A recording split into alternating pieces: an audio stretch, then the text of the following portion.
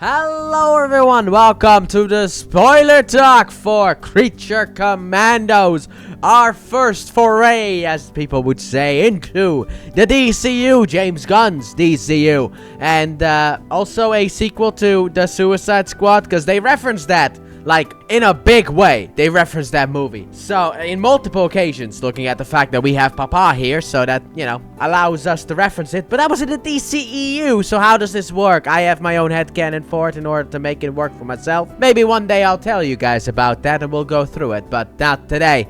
Also, to anyone who doesn't know how these work, I will be doing segments, basically, for every single episode. I'll watch an episode, talk about it for a little bit, and then, you know, do that, and then there you go. I'll edit it together as one big video, like basically like the Daima episode reviews or episode talks, but like I'll edit that together as like one big video and just spoiler talk the whole show. Also, I have no idea who these people are. I did grow up with DC back in the day, you know. I mean, you had like Batman the animated series, Superman the animated series, you had like Justice League and Justice League Unlimited, and then there was also Spider-Man. That was what I grew up with superhero stuff. So for me, like, DC was a big part of my life until, you know, the MCU began, and then the table flipped immediately. And then, you know, Marvel became my main thing, because DC really fell behind after that era, because, you know, the Arrowverse was alright, I guess, at best. And then you had, like, the DCU that was just a mess. It had a vision, and then it became nothing, because the execs were like, let's not do team up anymore, even though we have made a universe that was kind of connected. Let's just kind of disconnect it, but kind of connect it. And now let's burn it and do something new with James Gunn. So let's get into it, shall we, with episode 1, which starts off with, I really hope I pronounced his name right, Circe from Themyscira, which, alright, already Wonder Woman references. I'm in, boys. And she, with the help of the sons of Themyscira, are attacking a place called Pokolistan. And Amanda Waller and Rick Flag Sr., because, you know, Rick Flag Jr. is kind of dead because of what happened in the Suicide Squad. They see this, and then Amanda's like, look, you know, the whole Suicide Squad thing, yeah, that's been cancelled. Sadly enough, we got cancelled. So, how about instead we have monsters? So she takes him over to the monsters, and also, then we get the introduction for every one of them. So I will go over each of them, even though I did that in my review. But we have Bride, we have G.I. Robot, we have Weasel, we got Dr. Phosphorus, I don't know. His first name is Alex. So Alex. We also have Nina, who I can only say Smash to myself, but yeah, Smash. And that's it. That's basically the gang. And when they talk about Weasel, we get a reference to the Suicide Squad, because, you know, Weasel appeared in that movie. And we get the whole Project Starfish, and then it's like, oh, I'm sorry. You know, I know your son died there. And it's like, okay, that's another reference to the movie. It's just, my goodness. How is this connect? Like I said, I have my own headcanon way in order to do that. I like to call it Crisis on Infinite Earths. And that's all I'll say about that. But, yeah. So it is connected and it isn't connected. But basically, that's the squad that will be going after, I think, Circe, because after that, they kind of dropped the whole thing. But Rick, I wrote Rock in my notes. Rick Flag Sr. is in charge. So the Creature Commandos go to Pokolistan and meet the princess there. And then I think the general of the army has a little bit of a laugh, because Rick bows to the princess. He is also immediately smitten by her, so that's interesting. However, then the general's like, he did the wrong bow, kill him. But that was a joke. And then they decide to spend the day, and we learned a little bit more about each of the Creature Commandos, which is nice. You know, this is basically the character development moment. And then the princess wants to bang Rick Flag, at which point Rick Flag is like, look, any other man would say yes, but I'm not a scumbag, so I'm not gonna say yes. What I will say is the fact that I will have G.I. Robot outside of your room, and I'm gonna go to my own room. Bye. And I really like G.I. Robot, because he just wants to kill Nazis, so don't let him online, because nowadays everyone is called a Nazi. So yeah, that word has kind of lost meaning, but you and I still know what that means. But they spent the day there, and then at night, Bride decides to escape, and Nina follows her. And then there's a guard who kind of blocks their way, but then, you know, Bride is like, look, we're not prisoners here, let me go, also give me money. And then the dude gives her money. It's like, why is he doing this? I don't understand. But he gives her money, and she then heads off with Nina, and they go to this abandoned mansion. Also, Alex goes sneaks into Rick Flag's room in order to steal the detonator for the shock collar, I guess. However, Rick wakes up and fights Alex. And then at the end of the fight, he's like, are you an idiot? I'm not the only one who has one of these things, okay? You destroyed that thing. Amanda's got like 50 Beckett baits that she'll use on you. What is wrong with you? Are you out of your mind? However, as Bright and Nina go into the mansion, a woman from across the street is looking onwards. And then she grabs a phone, and with the hot guy on the as the background. So that's alright. I mean, sure, why not? I just have Ash Ketchum winning the Pokemon. I got Ash Ketchum becoming champion of the world as my background, but she's got a hot shirtless guy. Alright, but then she calls someone on a boat with a bunch of hot women. And then it turns out that is Frankenstein. And he realizes that his bride has finally returned home. So I don't really know where we're going with this season. It kind of seems like what we're gonna do is we're gonna fight the Amazonian from Themyscira. However, yeah, that was a focus at early on in the episode, and then afterwards it just kind of vanished. But I'm interested to see where we go next. Now then, episode 2 is entirely about the backstory of Bride. And basically, yeah, it's what we all know. I mean, if you look at her, you can kind of figure out what it is. But yeah, I'm gonna call the big monster Frankenstein, even though he is known as Frankenstein's monster. Frankenstein wants a wife because of the fact that humans are allowed to love, and he wants to love as well and be loved as well, which, hey man, totally understandable. So I'm gonna call this guy the creator because, you know, I'm gonna confuse things a little bit, gotta spice it up. But he then is like, look, I got a bunch of body parts, pick out what you want, I'll put it together and I'll make you a wife. And he does. And then afterwards, Frankenstein is like, I love you. And then, you know, the creator's like, hey, back off. She needs to, you know, learn about the world. Look, okay? When a baby is born inside of the womb of the mother, which will allow it to have an easier way of adjusting to the world. This thing just popped into the world. Just there. So it's gonna take some time to adjust it. And then he's like, and later on he says like, you want her to speak, don't you? And I would have laughed a lot if Frankenstein was like, no, I'd rather not. I would have laughed. I know, it's... However, in present day, we learned that Bride came back to the mansion to search for a necklace. And in the backstory, we learned that the reason she's searching for that thing is that the creator, Victor, I think his name is, we're gonna call him Victor. Victor gave her that thing. And also, over the course of him basically teaching her, you know, how to talk, how to move, and all that stuff, Victor and Bride kind of fell for each other, even though Victor made it for Frankenstein. So, yeah, that's gonna cause a little bit of problem, especially when he catches them in the act of intimacy, which also kind of gets me to ask the question, wait a minute. So, look, I don't want to get weird, but that is a dead body. She's made up of dead body parts, and he's being intimate with that. Isn't there a law kind of against that? I know that she's alive, but like, it's still a dead body parts, right? I don't know. I don't know how to define this, alright? However, because of the fact that Frankenstein saw Bride and Victor doing the dirty, Frankenstein decides to kill Victor because of the fact that she is supposed to be his. And at the end of the episode, we learn that throughout history, Frankenstein has been trying to get Bride, and she has constantly rejected him over and over by punching him, beating him up, and running away, and all that stuff. So, I don't know how it's gonna go with the rest of this series, but maybe he'll get lucky this time around, or maybe not. You know what? If TV has taught me anything, you only have to save her life, and that's all you need to do in order for her to be smitten with you for a little bit, which is like a reaction that at least women on TV have. So meanwhile, back in present day, they are searching for the necklace, and then Nina finds that necklace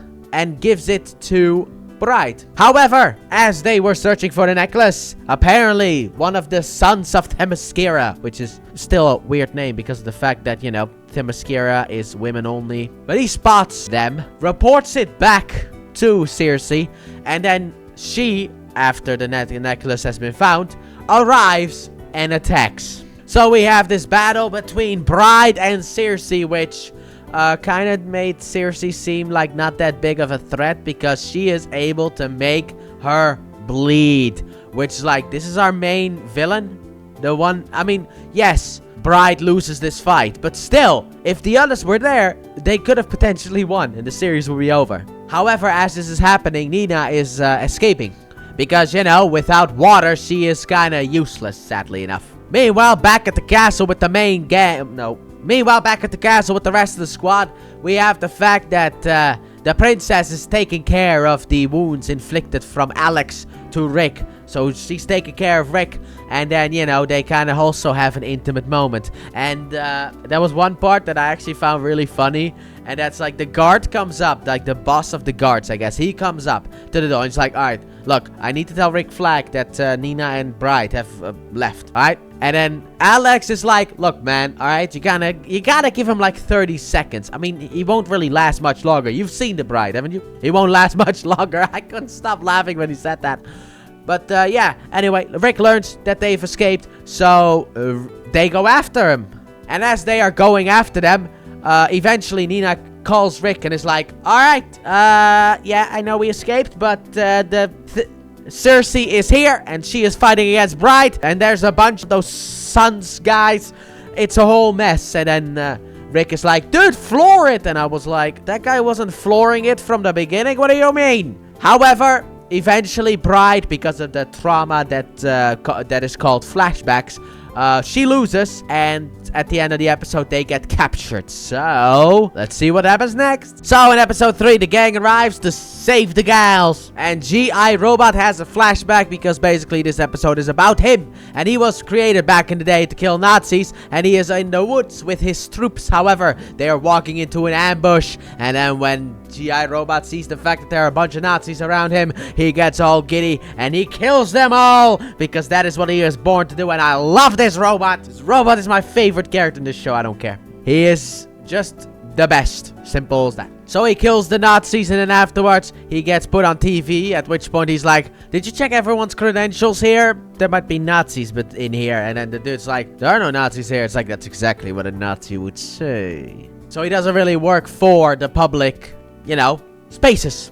However, there's a guy there named Magnus who is going to study G.I. Robot for kind of like AI, because G.I. Robot may have been created to kill Nazis, but he is also exhibiting some AI tendencies, as in, you know, free will in that sense, where it's like, you know what, this robot may be made to kill Nazis, but it seems like he's actually enjoying it. Normal robots don't enjoy those things. They just do those things. So G.I. Robot for, I don't know, the next couple of years, I guess, gets studied and then gets thrown away. However, he is found by a guy named Sam in some kind of a shop, and Sam becomes G.I. Robot's new friend. However, then Sam takes G.I. Robot to his, well, his gang, I guess you could say, and it turns out they're Nazis, modern day Nazis, the actual real life white supremacists, not the ones that the internet keeps yelling about, because that is every white person on the planet. No, I'm talking about the legit ones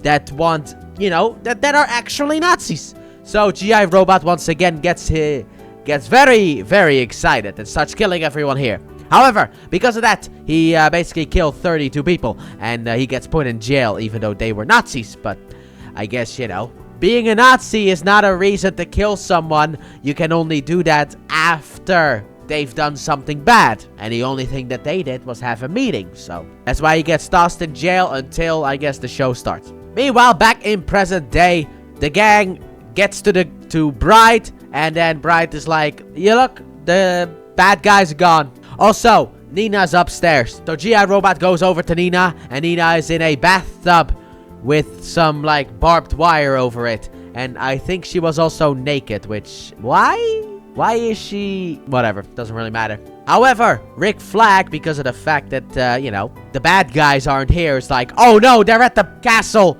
Oh god. So they head back to the castle. Meanwhile, the castle gets attacked by the bad guys. And then one bad guy eventually captures the princess, and then he wants to do disgusting things with her first, because, like, you know what, before we turn her into the, you know, to our leader, maybe I should have a little bit of a taste of her. And I was immediately like, oh, come on, why do you people exist? You are giving all of us men bad names because of your duff. We are also being called horrible people, alright? Because of you people. Duh. However, the princess then scratches his face and escapes. And I was like, yay, princess. She then locks herself into her room. However, the bad guys eventually break down the door.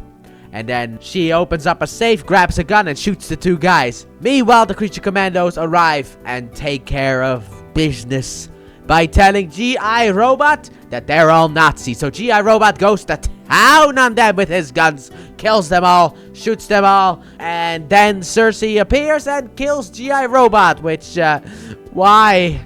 Why, my boy? No. I don't know, maybe they'll bring him back, I have no idea. We only got 5 more episodes to go, so maybe he'll be back, I don't know. But she kills him, and then she's ready to kill the princess. However, then Weasel fights Cersei, and then they basically beat her. And the episode basically ends where it's like, you doomed the world! So I'm curious to see what that's all about. Episode 4 time. So it's time to bring Cersei back to the USA. And when they return, Frankenstein watches as Bride and Rick Flag talk to each other, and he immediately gets jealous, and he is in a helicopter with 2 other people, and he decides it's a good idea to kill both of them, which I did. What did they do? You killed them for no reason. But he's like, oh yeah, she's smitten by him. She loves him. I must kill him. So that's gonna be a problem later on. However, we also have, I think it's Weasel's lawyer. I'm just gonna say the lawyer. We have the lawyer, and she's like, where's my client? And obviously, she's not gonna be let known. However, because of the fact that Weasel comes out of the helicopter, she's like, alright, what have you been doing to my client? And Rick Flag is like, that's confidential. Also, don't humanize this thing, okay? I mean, he killed 27 people. It's like, no, he didn't. Technically, he only killed 8. It's like, wow, that's so much better. So with Cersei, she gets a bit interrogated, and then Cersei's like, look, if I don't kill the princess is gonna end the world. And also, I have clairvoyant powers, which, to be honest, that word has been ruined for me by Agents of S.H.I.E.L.D. I keep thinking about Agents of S.H.I.E.L.D. every time I hear the word clairvoyant. However, Cersei's like, I can show you. So Waller eventually goes in and gets shown a vision of the future. And it's basically just the princess and Grodd? Was that Grodd? Tell me that was Grodd. Like, that it looked exactly like Grodd. It might not have been Gorilla Grodd, but it looked like Gorilla Grodd. And basically, the princess is gonna start World War III. And basically wipe out the whole of the Justice League, the whole of Peacemaker, the whole of everyone. Everyone will die, everyone's dead, it's horrible, it's awful. So after that vision, Waller is like, okay, maybe we do need to kill that princess after all. And then Rick Flag is like, no! I had intimacy with this woman. She cannot be bad. And well, to be honest, hey, women, if you want to do something bad and you don't really want your guy to know about it, sleep with him. He'll forget all about it, apparently, according to this show. He'll forget all about it. Don't you worry about that one. Like, just... So, Rick Flag leaves, and Waller's like, we need a new leader. And immediately we cut to the prison, where we basically have Bride protecting Nina because she's being bullied and her food is being stolen. And then the dude with the... I don't know his name, man. I know he appeared in Peacemaker, but I don't remember his name. But anyway, he walks in, and he's... Well, he hops in. And he's like, look, I need you to kill the princess with your team. Alright? Simple as that.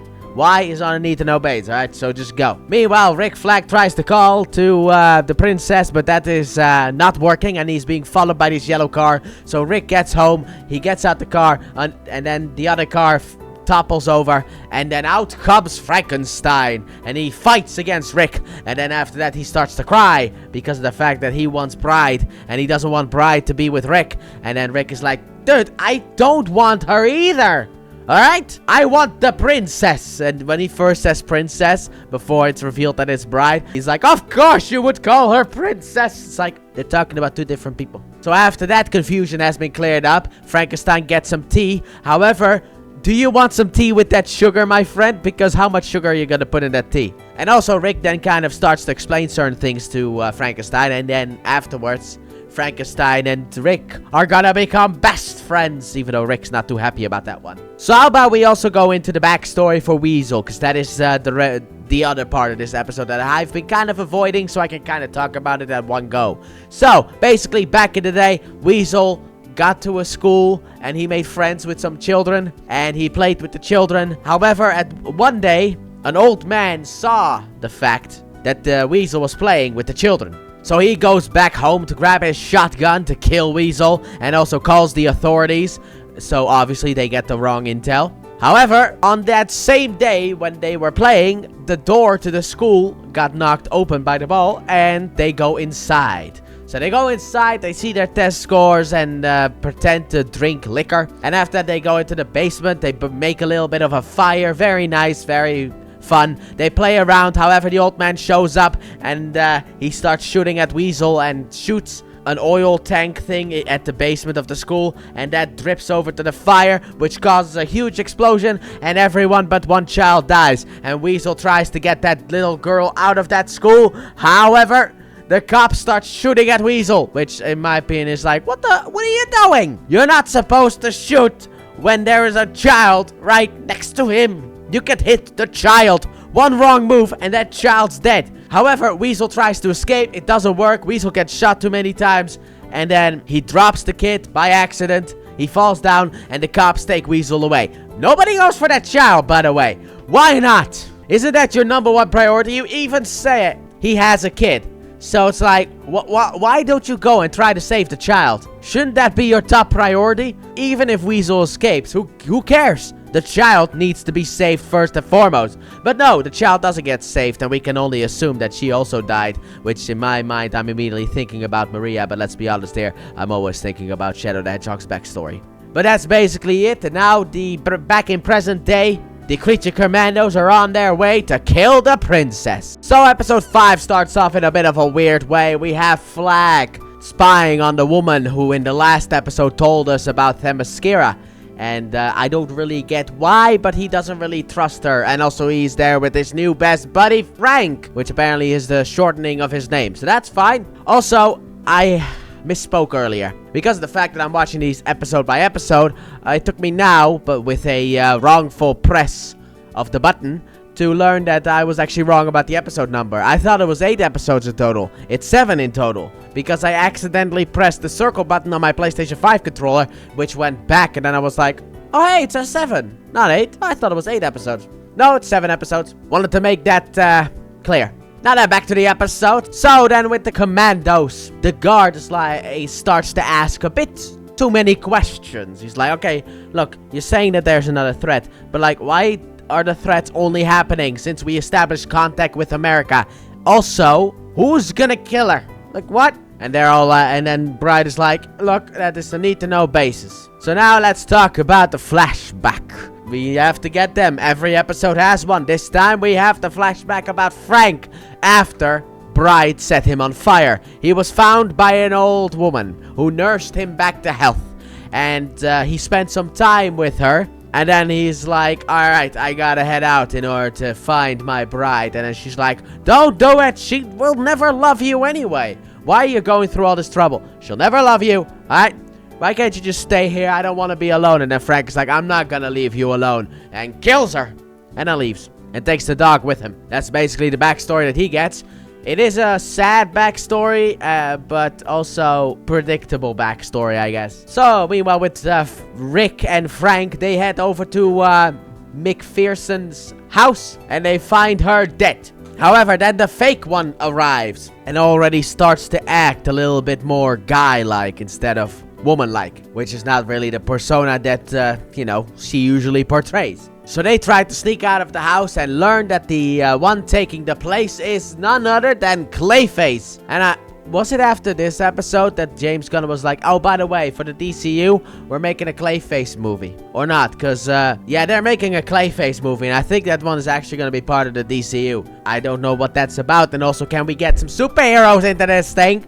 Look, we have Superman and maybe Batman, but that one is kind of in limbo right now, sadly enough. I am not the biggest fan of the fact that that one is a bit in limbo. But, like, where's the Flash? Or any other superhero? Like, I mean, technically we're getting Lanterns, so we are getting some more, but still. Clayface, really? I mean, we haven't even introduced Batman yet, and already next year you're gonna give us a movie about Clayface. That doesn't even, according to this, have a director yet. That one I find a bit weird, but whatever. Maybe they already have a script done. So Rick and Frank fight Clayface. Also, because of the fact that Rick found out that McPherson is fake and the real one's dead, he finally gets through to the princess and is like, look, the Commandos are gonna kill you because they got bad intel, okay? Simple as that.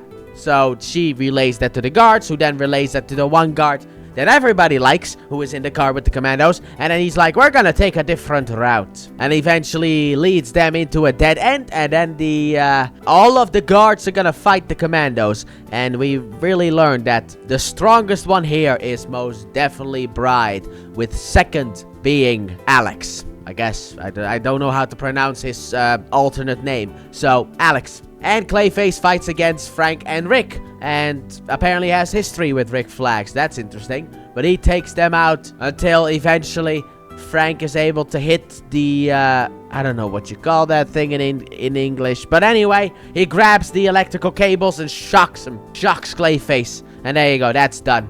And then Rick maybe dies, but maybe not. But I don't know if he actually dies. I don't know. It looks like he's dead, but I don't know. And also, is G.I. Robot just dead? Did I get a good, 3 episodes with him, and he's just gone forever? I thought they'd bring him back, but it seems like no. But also, after the Commandos take care of the guards, they are now separated, and that's basically how the episode ends. And I am entirely confused on where this is gonna go. Because, is Grodd gonna become the main villain of the show?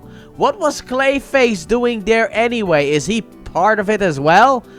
Who's the main bad guy? I'm entirely confused on where this is gonna go. I know we have 2 episodes left, but still, I usually around this, when we're this close to the ending, I feel like we're supposed to be getting a bit more information on who the real bad guy is. And right now, we still don't have any more information. So maybe the next episode will give us some information. Let's hope it will. Second to last episode. So let's go into the backstory of Alex. So back in the day, he was a scientist. And he basically was hired by some bad people, or at least he took money from bad people in order to find a cure for cancer. However, once he found the cure for cancer, he was gonna give them basically the recipe, and that would be it. However, his wife was like, maybe you shouldn't do that. And then he was like, okay, I'll give them fake intel. However, the con man got found out, so his family was murdered, and the recipe was still found, and he was put into this nuclear chamber and quote-unquote killed, but came out as, well, the way that he came out. And we're all very proud of him for coming out. And then he went after Thorn, I think his name was, and he killed him and took over his empire, and then Batman stopped him. So that was pretty cool. Nice to see Batman in here. I mean, this is the first shot of Batman. I mean, we did have the flash forward before, but this is actual Batman, even though his silhouette, I don't know, it looks a bit too much, okay? Maybe they should have, made him a little bit, slimmer in that sense. He looks like the actual, Rock. So maybe they should have slimmed him down just a little bit. Anyway, meanwhile, in present day, we have the Commandos hiding, and Rick is being rushed to the hospital, and he is still alive. So, let's go over each character individually. Starting off with Frank, he's gonna go over to, I forgot the name of this place, but he's gonna go over to this place in order to find Bride. Then we have Weasel, who befriends a group of wolves, or a pack of wolves, actually it is. And we have Alex, who is hiding in this house and finds a little girl, and then he starts to play with her, not like that. And afterwards, he asks directions to the castle. And Bride and Nina are hiding in a brothel. And the boss woman of the brothel is like, you use your body for violence. Why don't you just use your body for pleasure? That's good too. However, afterwards, some 2 scumbags basically walk in and they take a girl upstairs. And I was immediately like, and that's why they don't use their bodies like that. Also, I like the fact that Bride was like, look, I got a bit more self-respect than that. Which, yeah, obviously, I mean, anyone who does that type of work. Yeah, brothel only friends? I don't know. I don't really know if I can say that work. And also, the fields of corn. Anyone who does that work has 0 self-respect at all. That is officially known. However, they take that girl upstairs, and then the one guy, well, apparently he got a bit too violent. So the boss woman goes upstairs and is like, hey, you're allowed to do whatever you want with the girl as long as the girl agrees to it, okay? But you're not allowed to do anything else. However, then it is revealed that the bad guy is a metahuman. And then she's like, alright, look, I don't care if you're a metahuman or not. Metahumans are welcome here as well, as long as you don't use your powers in here. And then he grabs her and throws her to the side. And I was like, wait, so that boss woman doesn't have powers at all? What if Bride and Nina weren't there? What was gonna happen then? Like, are you you can act tough, but if you can't, defend your words, then what's the point? I was expecting her to come out with, this, really cool power, and no, she just gets thrown to the side, and if it wasn't for Bride and Nina, mainly Bride, everyone in this brothel would be dead. What? Anyway, so the dude, after throwing the boss woman to the side, gets ready to take off his belt, because he likes it when women are feisty, apparently. And when he can overpower them, obviously. However, at that point, Nina hits him with a bottle, and then stabs him as well. And Bride is just there watching. And then afterwards, the friend of the bad guy comes in, and the main bad guy is like, let's kill them all. And then the other guy's like, again?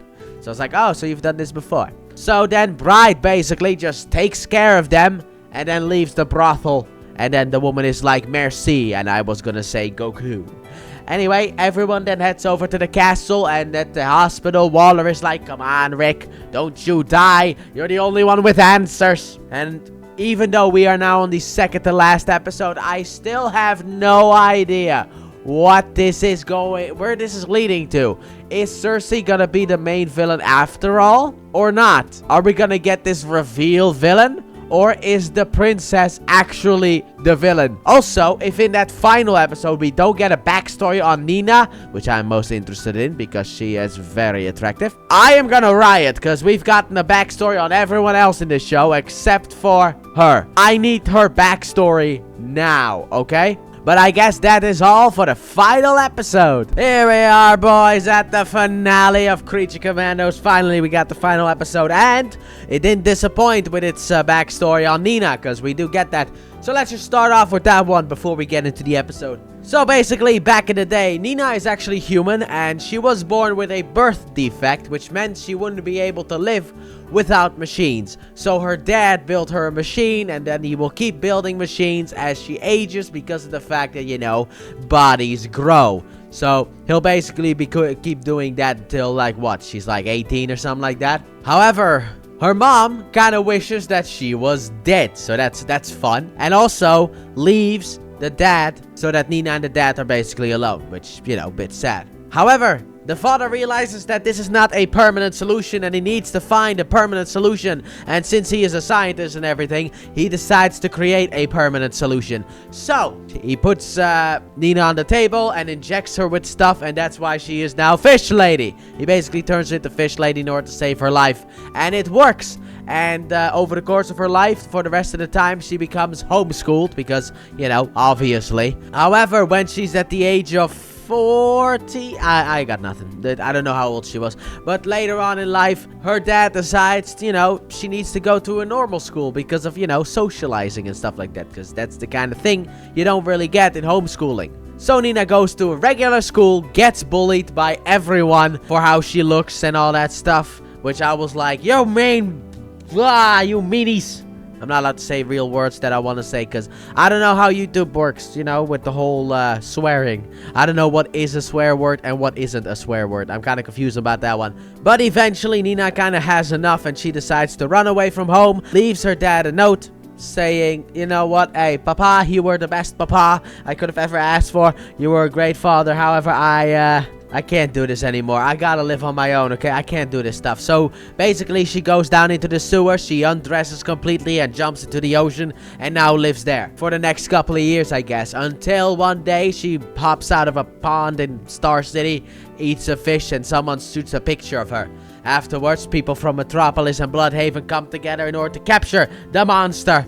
And when the dad wants to help her, because of the fact, you know, that this is broadcasted across the news, obviously through Monster Pick, he realizes it's her. He goes over there. He wants to help her. And when he tells her that she wasn't a mistake at all and that he loves her very much, the cops shoot him and throw her into a tank. And that's her backstory, which is very, very sad. But I did like the Star City Oliver Queen reference kind of thing. Because, you know, in Star City is where we have the Green Arrow. Big fan of that one. Was not expecting Star City. I mean, they could have made that Gotham for all I care.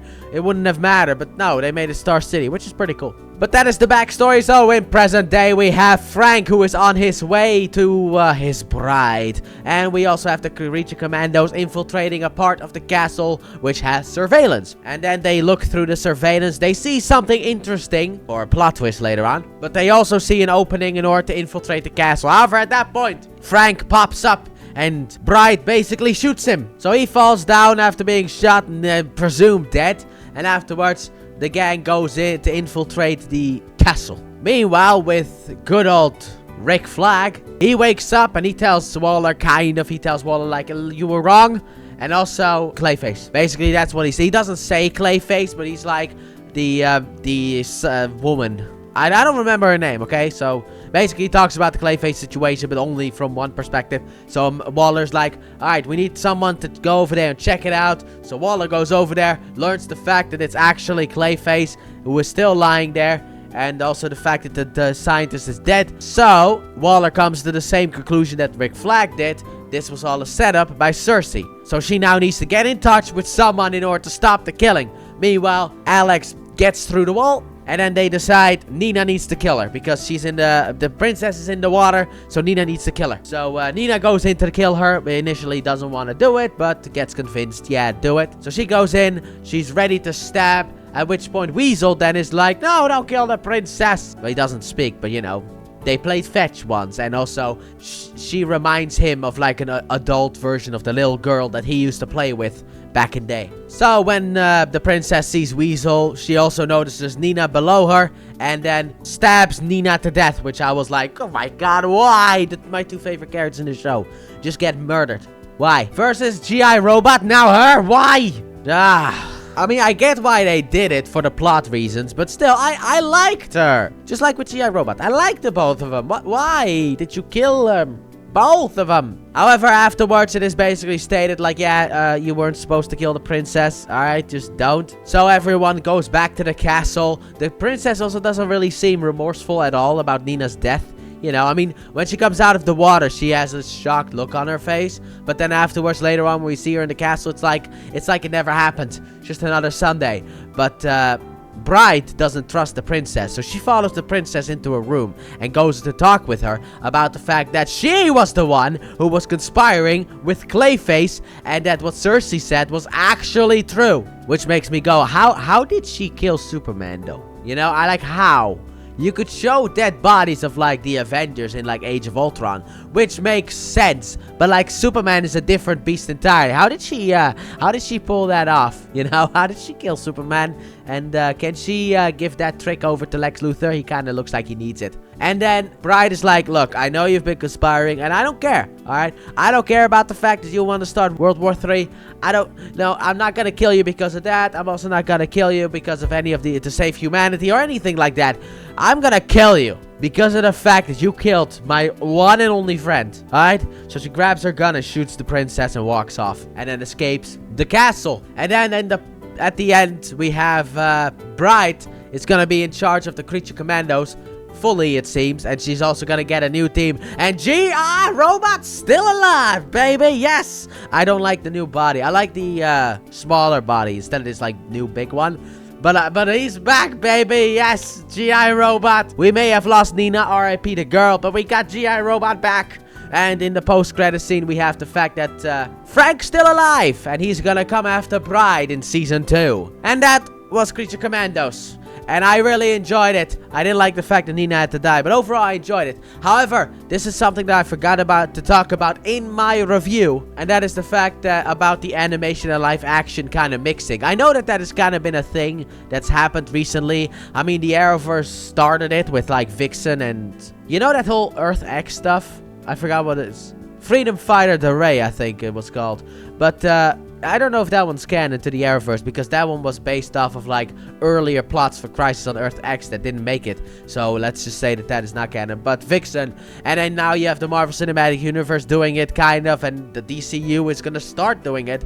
I have always had an issue with like mixing animation and live action, because, you know, it's either or for me. But I guess now I'm just gonna have to accept that the DCU is gonna be like this, as long as they get the same actors who portrayed the characters back, because that's the thing that Marvel is not doing, because they don't have Tom Holland voice Spider-Man in their What If episodes. They have other people voice them.